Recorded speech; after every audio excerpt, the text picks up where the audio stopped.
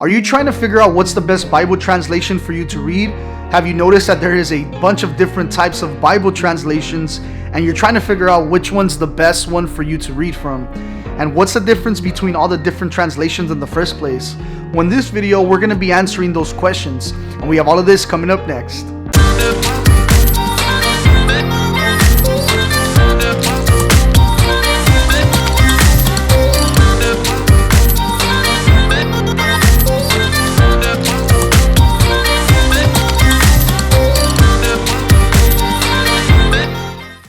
Hey, what's up, friends? Thank you for tuning in to Humbled Ministries, where we answer questions, deal with misconceptions, and have conversations about the Christian faith.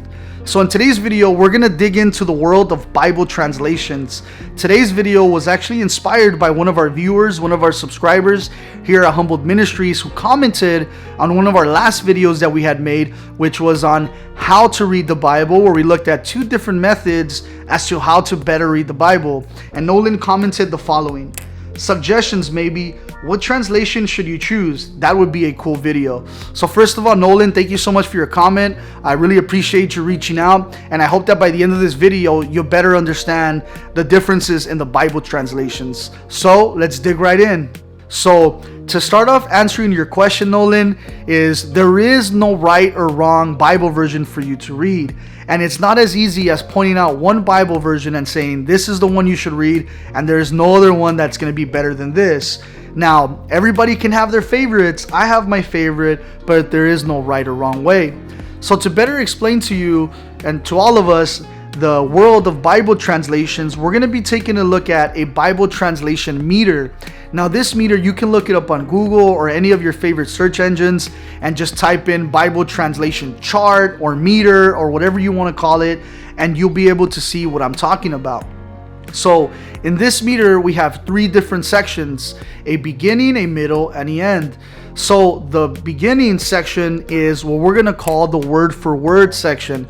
So what that means is that any of the Bible translations that fall in the word for word section are Bible translations that are translating the original manuscripts, the original languages that the Bible was written in, which were Hebrew, Greek, and Aramaic, and they're translated as close as it possibly can be word for word. So in this section, we'll find Bible versions like the New American Standard Bible, the English Standard Version, the King James Version, and these are trying to get you as close as they can to the original manuscripts.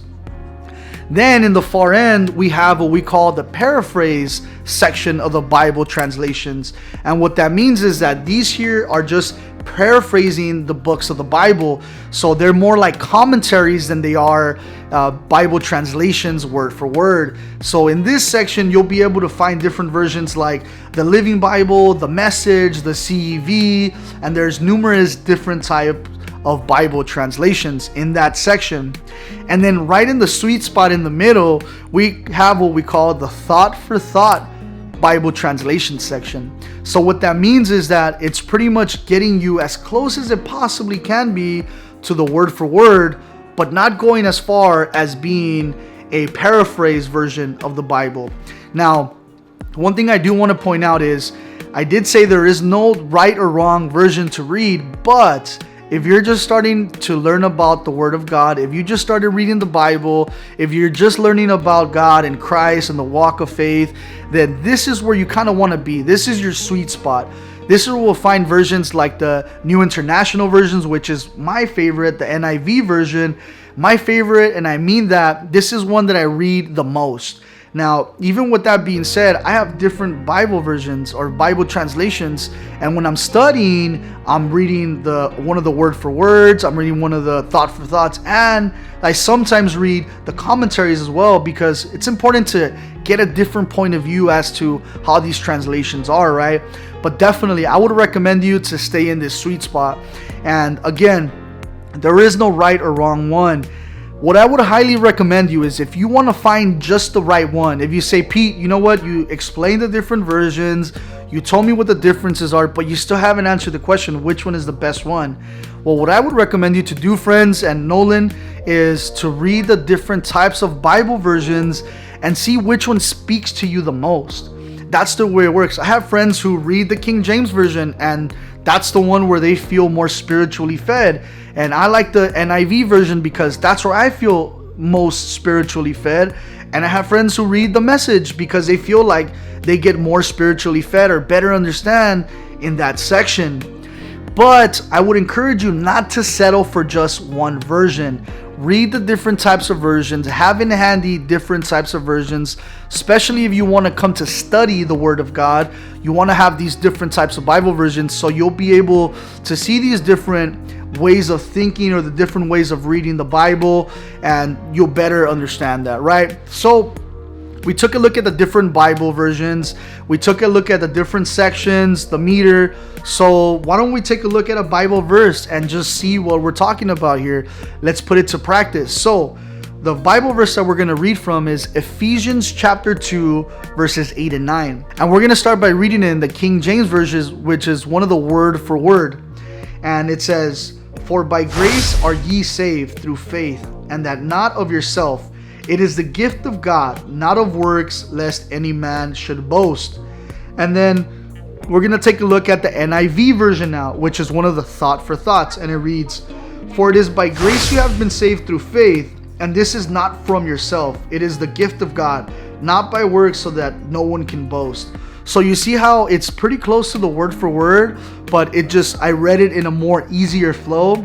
That's just because I better understand it that way, but it still feeds me spiritually, right?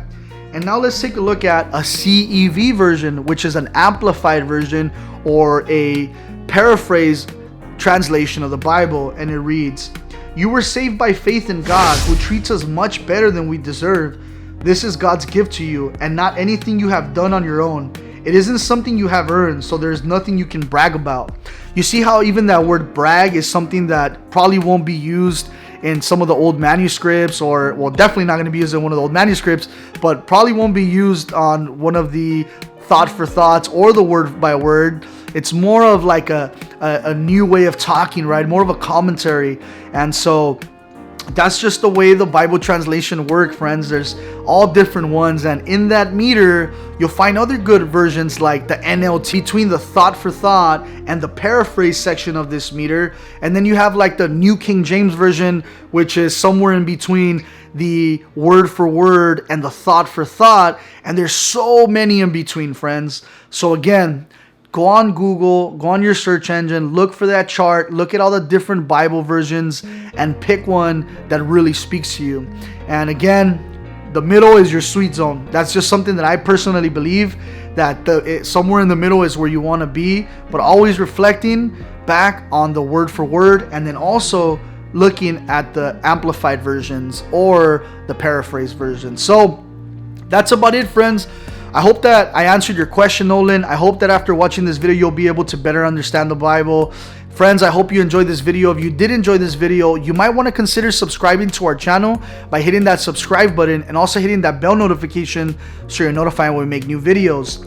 Thank you so much for watching. I appreciate you. I hope you have a wonderful time, and I hope you better understand the word. And I'll catch you on another episode of Humbled Ministries.